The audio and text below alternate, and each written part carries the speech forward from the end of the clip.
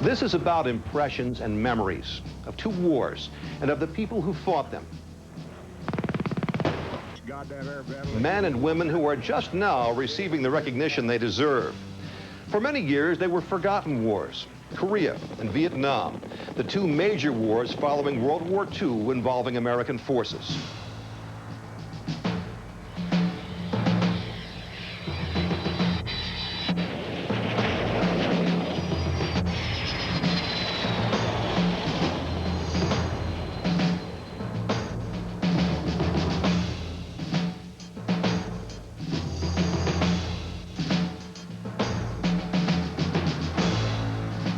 Unlike previous American involvements, both wars ended with uncertain conclusions.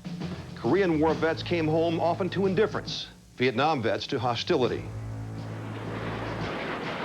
This year, EAA and Oshkosh 96 salute the service of veterans of both the Korean and Vietnam wars.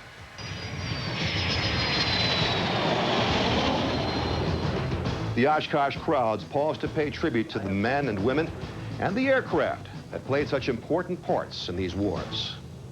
Vietnam, as you know, was a very difficult time because our nation asked America's young people to fight and die and would not allow them to win. And that became extremely discouraging for many in Vietnam. But now it's much, much different. And I get tremendous reaction from young and old everywhere I go. There's not that feeling anymore, except in very few circumstances, that ill feeling about those who served in Vietnam. So mixed feelings at a tribute such as this? Well, very mixed feelings. More than anything else, feelings of pride in our country, in aviation, the people that make it all happen. That's what's so important.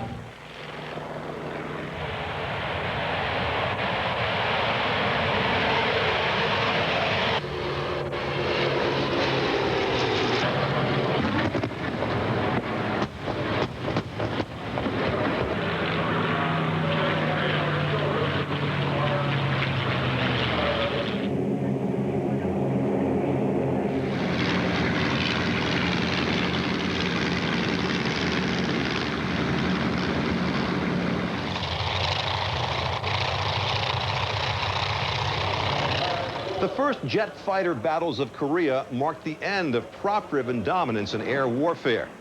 During the Vietnam era, the first wave of jet aircraft was replaced by technology and aerodynamic design that is still in use. Well, I was very proud to serve my country when called. Thought it was a duty that I deserved in my country for the freedom that they gave me. I was very lucky to be able to fly high-performance jet fighters at the time and bring to reality a dream I've had ever since a little kid and watching those jet fighters right after World War II.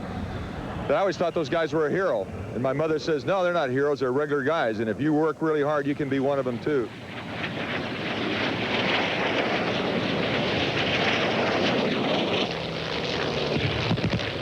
The opportunity to do that and to the people that I knew, and that was my proudest moment, to serve my country and actually participate in combat and have the will and the courage and the talent to go and do that. That's my self-satisfaction from the whole thing, and I'll never forget that.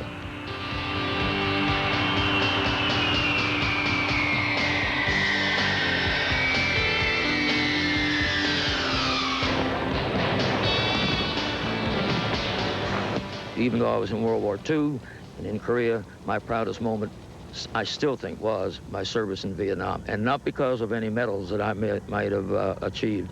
It was just as it was such a tough war. Conflict, peacekeeping mission.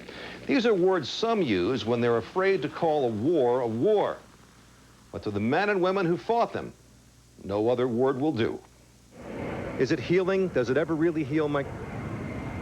I'm a little bit too old, like I said, for maintaining a position of hate. Really, when I get right down to it, I never hated the Viet Cong. Sometimes I wish they were on my side, you know.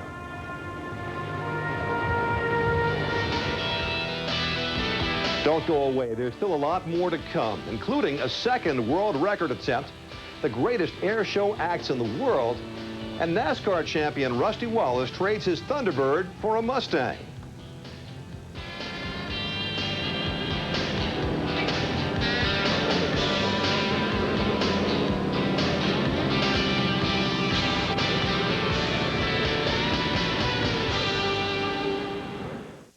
There's so much more to Oshkosh than we can bring you in a one-hour show.